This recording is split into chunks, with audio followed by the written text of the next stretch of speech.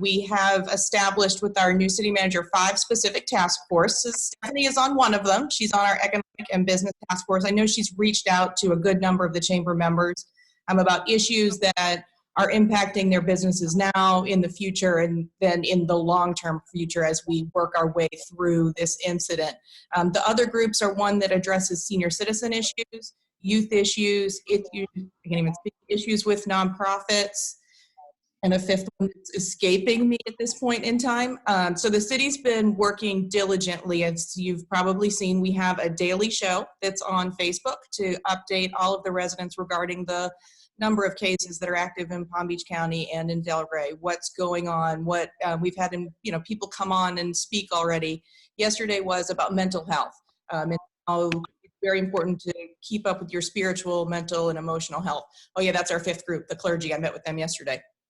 So what we're trying to do with the groups is see what are the common issues across the board, how we can assist people in any way, even if it's just partnering with them or getting 2 partners together. So we've done that. We have a food drive that's every Wednesday, free food drive with Feeding South Florida at Catherine Strong Park. The first week was 500 families that received groceries. Yesterday was Wednesday. My days are all running together. Yesterday was Wednesday, over 750 families. So we're working with them on that, working with Farm Share. There was a group yesterday, Commissioner Boylston worked with Farm Share to get food to the Trinity Avenue group. We have resources posted online. There's a food resource that lists all of the available food pantries by day, lunches for senior citizens by day, options for delivery. Thank you to Renee and the DDA. They worked the first couple of weeks to get lunches for the seniors and deliver them from downtown.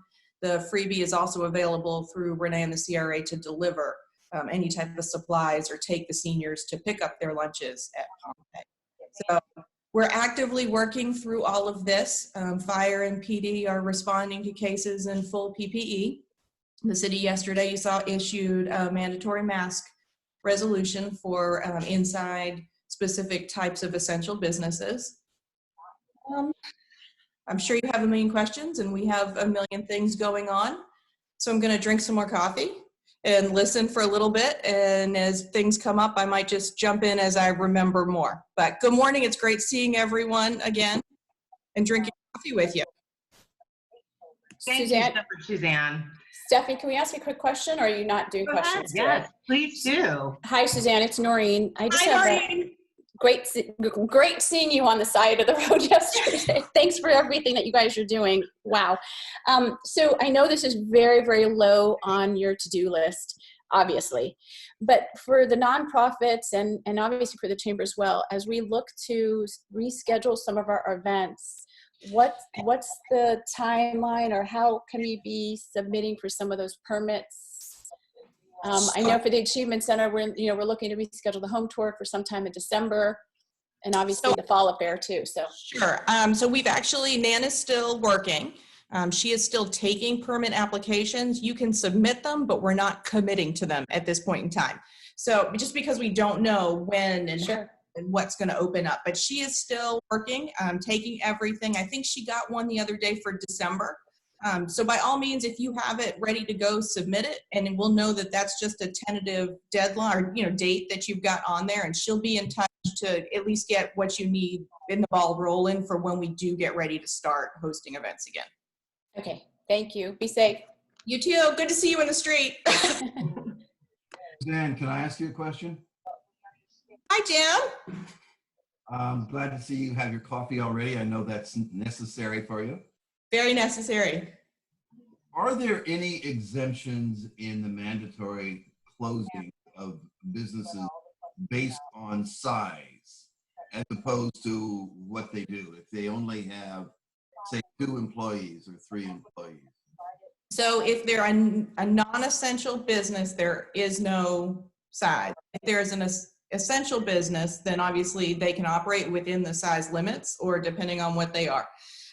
If you're talking, and I'd love an example of what you're talking about. So I know I've talked to Laura with the DDA about some of the businesses downtown.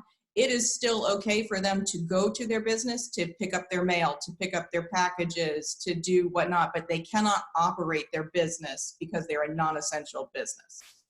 Here's my example. It's oddly enough a pet grooming company.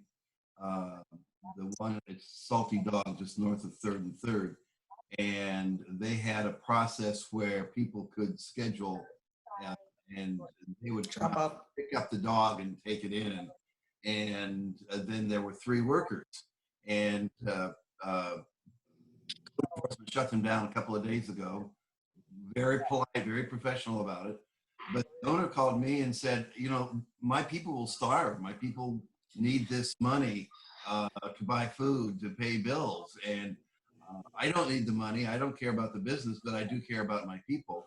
And Right. in some way that if we are socially distanced and people don't have to come in or anything, that we can make this work.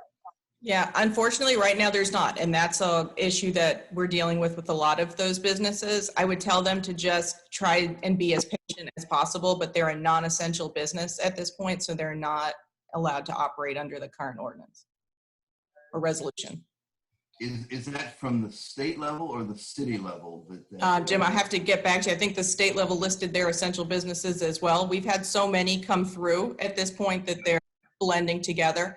I can get you in touch with code enforcement. If you'll let the business know, we also have an essential helpline. If they call, they'll have the direct person call them back that could answer that question. It's 561-243-7777. It's 8 to 5 Monday through Friday. We have phones manned, but that's what it's really for, is specific questions like that, so we can make sure that the individual gets the correct information from the correct person. Thank you. I think this might be a perfect segue to introduce Gemma, the new Economic Development Director, because in conjunction with the webinar that the Chamber did about the CARES legislation and what's available for small businesses, she may be able to apply for the payroll protection program through her own bank, but through the CRA and the city. I think Gemma will talk more about a hotline that they're working on to help small businesses go through that process. Gemma, do you want to talk about that and introduce yourself? Good morning. Please let me know if there's feedback. I'm not sure if I did. I'm not a Zoom expert. We've been doing GoToMeeting, so I apologize. I don't know if I'm on video or on audio, but good morning. It's so good to meet you all. My name is Gemma Torcivia. I am the new Economic Development Director for the city. Stephanie, thank you so much for your kind words. You've been incredible to work with, and we are very lucky to have you in this city. So, and I want to thank everybody so much for getting on this call and giving us here at the city an opportunity and a platform to speak. So thank you very much. To Stephanie's point, the city has been working and developed a partnership with the Chamber, the DDA, and the CRA. And we're calling it the Delray Beach Business Assistance Partnership, and we're preparing to launch a program that begins with a webinar that goes over the 4 federal programs for businesses under the CARES Act, as well as one state program, which some businesses will be eligible for to apply for a disaster relief loan. And then that webinar, which is what a lot of organizations have been doing, and we're very grateful that they've been doing that, and certainly you should participate if you already have that on your calendar.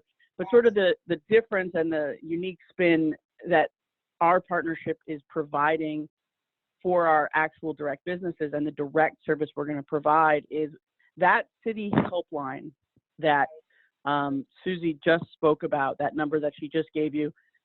At the end of the webinar, if you, as you go through the webinar, you still have questions and you think, I don't know how to do this, I don't know what information I need, I don't know, I need help. We are going to have a team of people that when you call that helpline, you can let them know I need support. Thank you so much, Susie, for popping this up in chat. So that number is available in chat right now. I need help. So you'll call the helpline and you let them know this is my name, this is my phone number, and then we will have a team of dedicated specialists from the city and the CRA. Renee at CRA has been incredible. And so we've all been working together to create this team and this program to provide individualized support to businesses. And so what we'll do is we can then support, our specialists can then support them and walk them through the process, answer questions that they have, and help guide them to the right resource. and then sort of be there as a touch point along the way if they have questions or they need support. So we're going to be launching that early next week. And we actually really think that that's going to be something that all of our businesses and many of our nonprofits that are eligible under the CARES Act or the Florida Disaster Loan Program will really benefit from. So we're excited about that, and you definitely can look out for that announcement early next week, and then we'll likely get it rolling. And just so you know, if you can't attend the webinar, it will be recorded. So you can go and view it at your leisure. We're going to cross-promote it and post it on all of our platforms. So the city, the CRA, the DDA, and the chamber will all post the link so you can go and watch the webinar. And the webinar might be enough. It might be sufficient for you to understand, okay, this is the program I need to apply for, or these are the 2 programs I need to apply for. This is what I need to do. But if it's not and you need additional support, you call the city helpline and we will connect you to a specialist who will be there to support you as you go through this process, and will be your touch point moving forward as you go through this process. So we're very excited about that, and we really hope that that provides the direct, individualized support and attention that our businesses both need and deserve. And thank you all so much for having me. It's so good to meet you. I think that's it. Unless anyone has questions, I'm here to help. She is definitely here to help. I'm telling you, she's been so busy since she got here, but we're really excited to have her. I can't imagine how many phone calls you've had since you've started. Any questions for Gemma? Okay, you'll be hearing a lot more from her in the future. I know Renee Jadusingh from the CRA is on. Do you want to give an update, Renee? Yes, hi, Sam. Happy Friday, everybody. Little bit of a different format, but we're still together, which is a good thing. So like Gemma said, we're working on this initiative with the city, CRA, DDA, and Chamber. We're really excited about it. On our own, the CRA has been diligently compiling a list of various resources to aid either job seekers or people with small businesses. So in addition to the federal programs, we've just been scouring the internet for any opportunity we can find. So we've come together with a list for artists, small businesses, places that are hiring, such as Domino's, CVS, Publix, Home Depot, whatever it is. We're just trying to put it all into one place. So it had to give people kind of a one-stop shop to find all of these various things, whether it's large or small. We also found grants for like bartenders, like even as specific as that. So it's like $500, very small amounts, but it's still an opportunity, and we put it on our website. We've been pushing it out now. We're updating it as we find new things. As things fall off, we're removing them, but I would encourage everyone to share that. I think someone just put that, Gemma just put that in the chat. So please definitely take advantage of that and share that with as many people as you can. Also, we have Jackie at the Chamber with the Small Business Development Center. So she's an awesome resource. She has been also helping people with these federal programs. That's what she's there for. So it's a program that we have partnership with the Chamber. So please take advantage of Jackie. She's been getting calls, I know, like nonstop. She's been telling us she's been super busy. And if she can't help someone, she's been trying to direct them to somewhere who can. We also have Career Source is a great resource too. If you know people who are trying to file unemployment or having any issues, we do have Career Source at the Career Cottage. The Career Cottage is closed right now, but Career Source is still functioning. They're a large operation out of West Palm Beach. So they are assisting people with filing unemployment applications, and I think they're transitioning to helping with paper applications too. And that's pretty much it. That's all we have going on. Also freebie, I'll mention that too. If anyone has any meal delivery that needs to be to happen, we have freebie. We also have the larger buses with First Transit. If you have a lot of stuff you need to get somewhere, we're trying not to use it for pick up people, but we're trying to use it to have meal delivery. So if you need that, please do reach out. That's wonderful. I bet a lot of people didn't know that. That's excellent information. Yeah. Everybody's been so busy. I know I've been talking to you so much too on the phone. So our community is really coming together. It's been one silver lining, wonderful thing to have to work with all of you. I've been really enjoying working with you.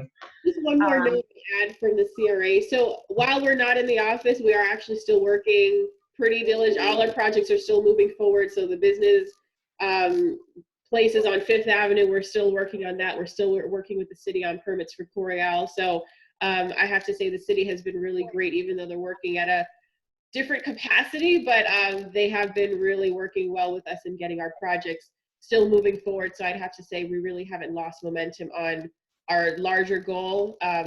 But thanks to the city for their assistance and still trucking along, even though there's a new added thing on the plate. So that's excellent.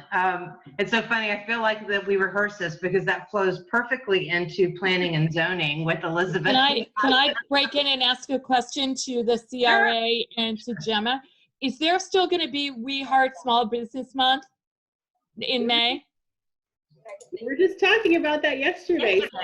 We just had a call with the chamber and the DDA and also with Gemma about having We Heart Small Business Month, but it's more virtual, so it's not going to be, I guess, the same, obviously, walking business to business, but we're trying to do a little bit of a different concept. So we are still proposing to have something that. So I'll reach out to you because the library's been involved in that in the past, and we were actually talking about some different ideas that we could do, because we've always done like a selection of books or a selection of virtual services that promote some of the business services that we have.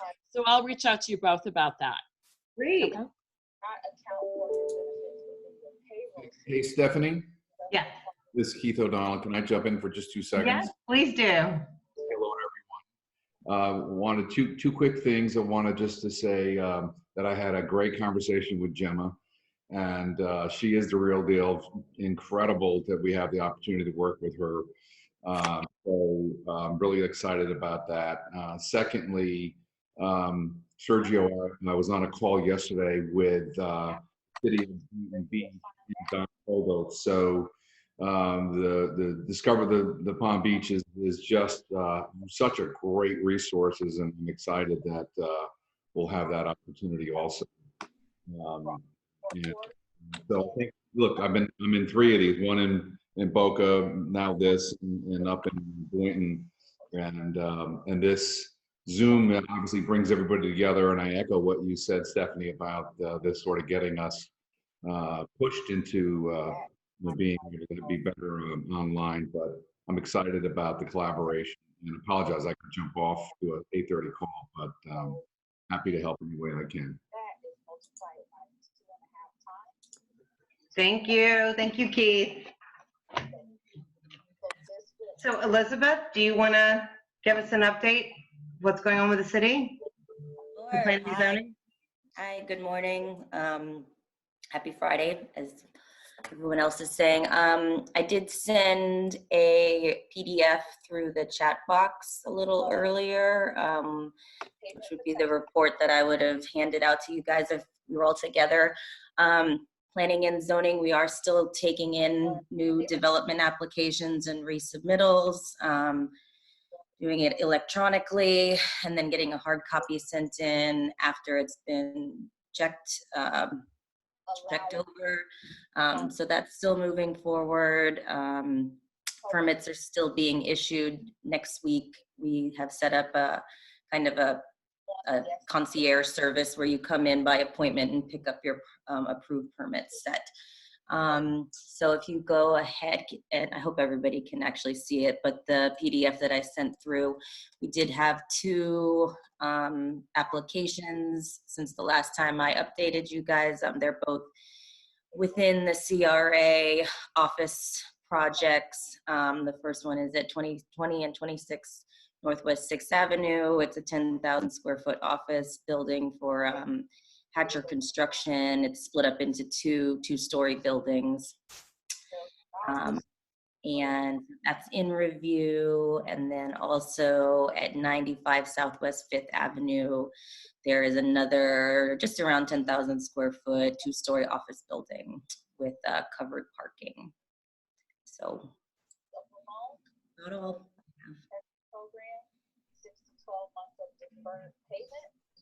Oh, can everyone mute their phones? I'm hearing someone in the background. Yes. Okay, Elizabeth? Yes. Okay. Did you have something to continue with? Oh, no, everybody. Okay. Well, what I'm happy to hear about is, I know at least a week or two ago, I can't remember, it's all running together. I think that planning and zoning wasn't taking new applications, but you're doing it now digitally. So new applications, planning and zoning, and permits are being issued just as normal. Well, not normal, but you're continuing on with that. It's moving ahead, right? Yeah, the only thing we're not taking in new building permits at this time. We're going to see how the I shouldn't say that. We are taking it if there's like an emergency permit, like an air conditioning change out or a roof, like a whole roof or something. But as far as just the regular permits, we're going to see how our pickup service goes next week, picking up the permits. And then we'll try to figure out if we can start taking in permits again.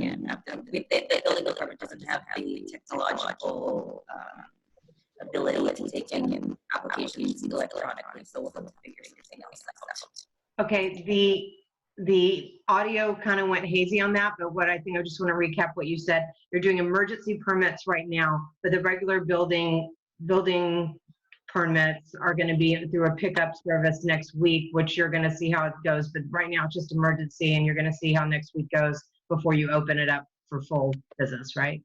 So we have been working on all the permits that were already in, and so those are going to start to be picked up next week, and then we're going to see how that goes and figure out if we can start taking in new permit applications. Okay, I think I got that. Hey, Great. If I could just mention one admin thing, we're in the chat, we're putting out a lot of different contacts and sites and so forth, and there is a little button to save chats so that you don't have to remember the telephone number that Suzanne gave us or the website that was given us. So perhaps at the end, everybody, if they want to follow up, can just click on that button and save that so they can access it later. Great. Thank you, Jim. That's so true. I'll do a recap to send out to the board as well. And if anyone wants to forward it, that's perfectly fine. And we have Heather Perdo from the DDA. Do you want to chime in? Hi, everyone. I'm the program coordinator at the DDA. Happy Friday. Just a quick update from us. We've been trying to be a point of communication and a resource for the downtown. One of the main things that we've done is, like the CRA and a few other of you guys, we've created a resource on our website. It's our emergency 411 page. We have information there for a campaign that we've started called Pick Up Delray, which has all the information of which restaurants are open and if they're doing takeout or delivery, which hotels are open, and if they're taking accommodations right now. And as well on that website, on the page, we have resources for businesses, for financial aid and educational resources. Probably a lot of the same ones, but just trying to pull everything into one place so our downtown businesses and anyone who comes to that page can see the different options that they have during this time. And then as well, we've been working on pulling the community together with different community efforts. We did a virtual First Friday Art Walk this April, which was videos and photos seen on Facebook and enjoyed online. And as well, we're doing a campaign to bring the downtown together, just saying, that we're all there for each other, even though we're not in our businesses right now. We have, some signage up around downtown, and there'll be a social campaign, just kind of trying to pull everyone together. So just trying to keep the spirits up and be a resource when we can. And that's been our main focus. And we're still working all from home. So that's where we're at right now. Thank you, Heather. So did Chief Sims jump on, Angel? Did we see him yet? He was going to try. I mean, they've got so much going on. I don't think so. Okay, Sergio. That was a lot of information before our main speaker, but we've all been wanting to talk to each other, so it's excellent information. I really appreciate it. Sergio, So without further ado, we're going to hear from Sergio Piedra from Discover the Palm Beaches. He's going to give us a little bit about what's been going on in Tallahassee, and what is going on with our tourism sector as well. Sergio? Excuse me. Good morning, everyone. Bear with me. I have a sinus infection, which has been going around my house here a little bit. So it's my voice might be a little scratchy, but I've got coffee and water to help me through this. Thank you for all the new information from the DDA and from the city and so forth. We're going to update on Discover the Palm Beaches. We have a web page of all the resources available. I'm going to include that information as we update it now. That's one of the things I'm going to do today. So I'm glad I attended this meeting for that. I'm going to try to share my screen here and show you a very short, some slides about what's happening. And then feel free to ask questions if you need to. So hopefully this should work. Okay. Let me get this thing to, there we go. Okay. Everybody see the screen okay? Got it. Okay. All right, good. Hello, Palm Beach County residents. We are in uncharted waters today as it relates to COVID-19. We recognize the uncertainty of these times. We face new questions about the future of our health, safety, and economic stability within our county. But we face these questions together. We do so without fear. We do it as one county, one team, and one community. There's nowhere else in the country that I'd rather be to face these new challenges than here together with you. We have amazing leaders in business, municipal, and philanthropic. Our community comes together and stands strong and will not let this crisis shake us. We have built businesses, theaters, museums, schools, hospitals, friendships, and families here, and we will continue to do so for many years to come. The Palm Beaches entered this new chapter ready for a test. We have spent the past 25 years building an exceptional healthcare infrastructure that stands ready to support our community with unmatched quality care. We've hosted world champions, inspiring youth athletes. To businesses large and small, you are essential. To workers at all levels, frontline, first responders, hospitality, healthcare, private sector, and the public sector. You are essential. To families, children, retirees, long-time residents, and the newly relocated, you are essential. We will overcome these challenges together. And we will emerge stronger together. We stand together with you, ready. We are the Palm Beaches. We are the Palm Beaches. Okay, I wanted to start things with the video there to kind of give you an idea that we are trying to be optimistic. And it's not easy during these times, but at the very least, we as a bureau, as an organization who is promoting the Palm Beaches as for like dream vacations, that we want to try to like reach out to our residents and remind them that we are still a paradise here. And even during this bad time and when things get better, that tourism is going to be able to lead the way. So hotel performance is considerably down, no doubt. As you can see here, February and in the beginning part of March, we were running at 90% occupancy during February, at the end of February, which is almost unheard of at times. And it was record-breaking, to say the least. You can see how it has dramatically dropped off all the way through last week. A significant decline because the hotels, of course, at this moment can't take any new reservations. They can only take lodging from essential lodgers, which is like 15 different categories of people. So where's this all going to go? So our forecast, the way it stands right now, and this may change. As you know, of national forecasts for this sort of thing, things can change rapidly depending on how much information is available. But we see this thing is that somewhere between April, May, in that time frame, that this will bottom out. And then we'll see somewhere in the time frame of June and July they will start seeing that climb upwards. It's kind of, in other words, you hear a lot of the term flattening the curve. For us, it's like getting the curve to go back up, again, in that June, July timeframe. We don't expect it to dramatically go up, but kind of slowly build, drawing visitors first from the South Florida region. It might be just people taking a staycation, people in Jupiter coming down the Delray when the beaches and hotels and businesses reopen and start taking new reservations. It could be people just coming up from Miami and Fort Lauderdale or from Martin County and trying something in West Palm Beach or Jupiter or Palm Beach Gardens in Boca and so forth. So that kind of may go back to that regional vacation approach.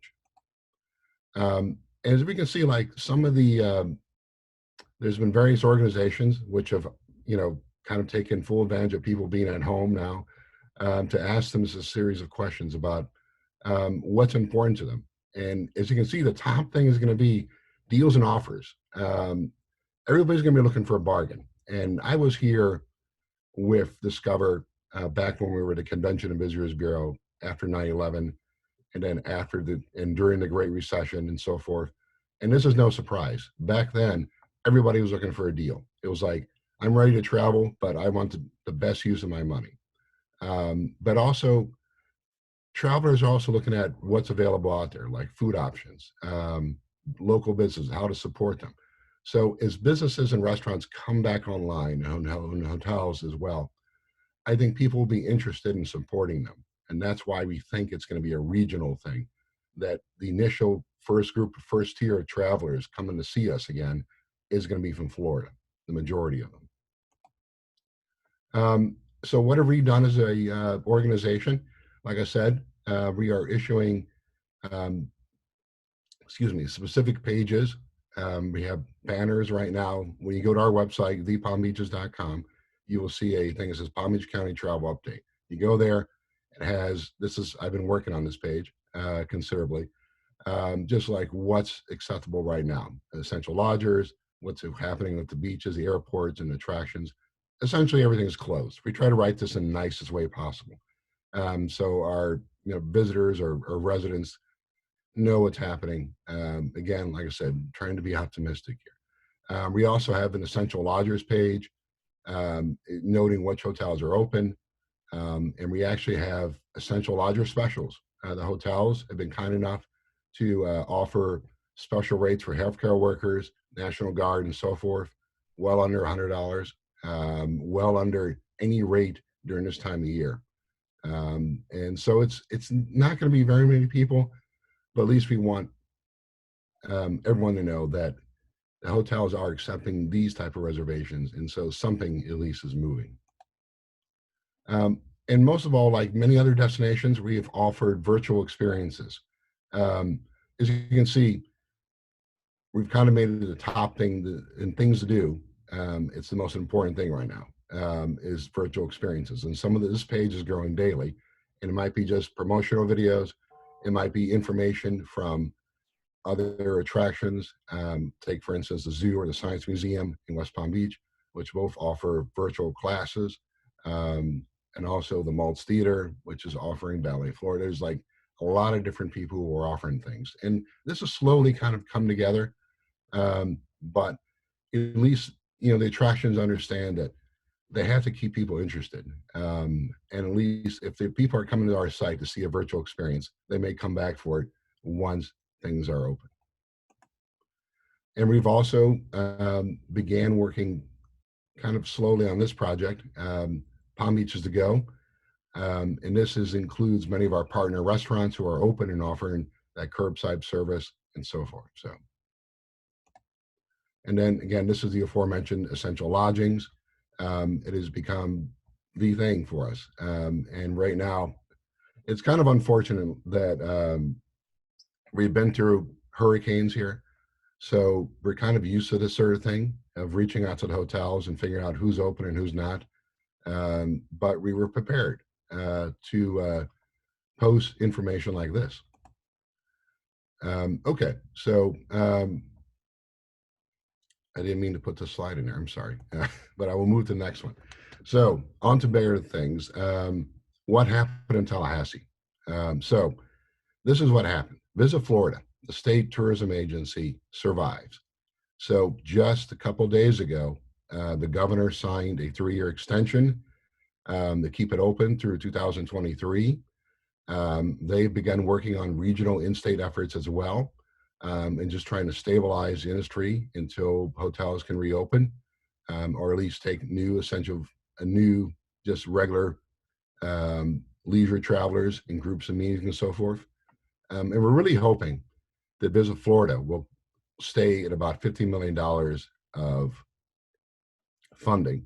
This could change if the legislatures go back in special session after all this is done with COVID-19 and decide that the budget for the state needs to be looked at a second time, depending on how much sales tax and so forth comes in.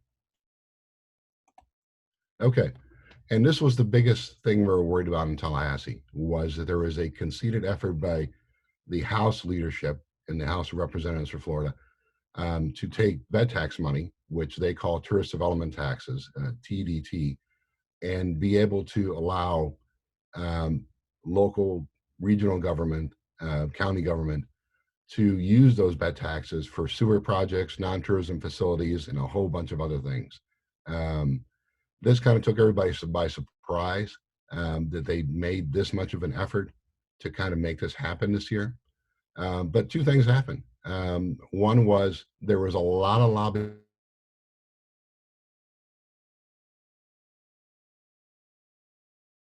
I took 2 trips to Tallahassee to convince our legislators that this was a terrible idea, that you could not take away bed taxes and have them used for something other than tourism marketing, or projects like, whether it's beach renourishment or the baseball stadiums and so forth. And then the other thing was COVID-19, that at the tail end of session started becoming an issue. And people realized, no, we're going to need these bed taxes to be used for tourism marketing efforts once this is over. So this may again return next year. We're pretty certain it will in some degree, probably not as drastic as it was this past year, but we'll be ready to again go up to Tallahassee and share our message. Okay, back to everybody. See me again? Okay, that's where we stand right now. Again, it's an evolving situation that we've never quite have experienced before. Like I said, I went through 9/11 and the Great Recession, and I don't remember this sort of level of chaos, to say the least. But we're optimistic that when the upturn does start to move in our direction, is that as a county, tourism helped bring the county out of recession in 2009, 2010. And we think it will happen again. I know that may sound a little self-serving or a little too optimistic, but we think it will. 70,000 people depend on tourism, and we have 160 plus hotels out there and attractions and restaurants and so forth. They can help this economic engine start again. So I appreciate having a few minutes with you guys this morning. I apologize that I don't have much of a voice, but thank you, Stephanie, and everyone. Like I said, like the video said in the very beginning, we're the Palm Beaches, we're in this thing together, and we will survive. Thank you. I'm glad that you're optimistic. So that makes us feel optimistic too. And I agree with you. Tourism brought us out of the last recession, and I'm sure it will be in the forefront of this as well. So thank you for that. Does anyone have any questions for Sergio?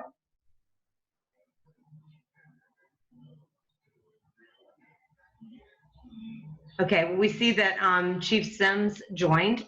So we'd love to hear from you, Chief, if you have an update. Can you hear me? Yes. Okay. As far as our overdoses, we're probably seeing the 3rd highest number of overdoses in the month of March since 2015. We definitely have had an uptick in overdoses. No rhyme or reason why it's occurring, but it's happening. We're working with the different agencies and entities to look into this matter and address issues as follows as they occur. Also, with that being said, we also, from last week to this week, we have had a 11.1% decrease in overall crime, which is good news as well. We've had a decrease in domestics as well. We had 22 a week ago, 2 weeks ago. Last week went from 22 to 8. So that's always good news when you got a decrease in any type of activity. As far as what's taking place around, we'll stand hyper vigilant and visible throughout the area. I know some people had issues, not issues, but some questions regarding the curfew, the benefits of the curfew.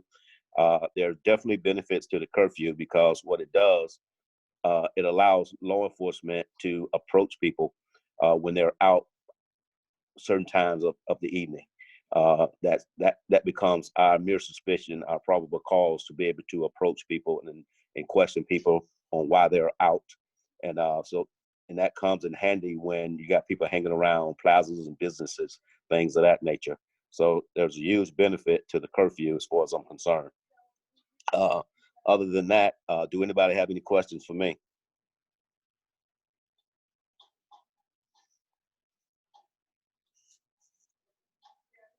If not, that's pretty much it. I'll ask the chief a question. I'm wondering if you have any statistics that take a look at the overdoses to see if it's different characteristics than, say, 2 or 3 years ago.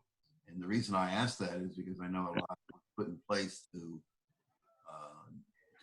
prevent or discourage recruitment of young people to come down to Florida for their recovery.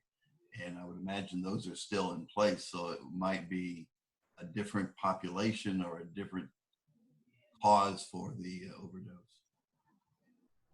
Well, I can tell you, we continue to work with the state and the county to address any potential brokering that could potentially be taking place.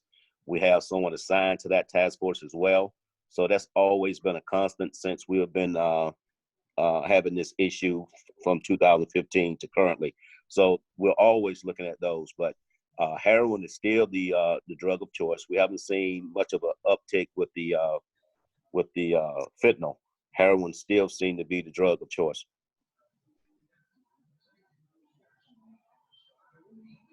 I have a question for Chief. Chief, it's Noreen Payne. I want to thank you for helping the Caring Kitchen with deliveries for the homebound.